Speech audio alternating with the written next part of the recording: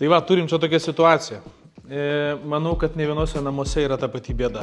Ar tai šunų pagalba, ar meistrų, kurie kartais atvirkščiom rankom dirba. Įbrėžtas yra su britva stiklas, langas. Aš jau psichologiškai palūžau. O staiga iškrenta tokia galimybė langus poliruoti. Aš niekada apie tai nepagalvojau, žinau, kad mašina poliruoja langus, nesitikėjau. Nu, pažiūrėsim, kaip gausis. Atvažiavo pas mane fainas labai meistras, susipažinom mes tik tokią ir žiūrėsim, kaip čia gausis, nes kol kas filmuota, kiek medžiagą žiūrėjau, tai ir pagyrimus, visų komentarus, tai kaip seksis pamatysit pabaigoje, žiauri įdomu man ir pačiam.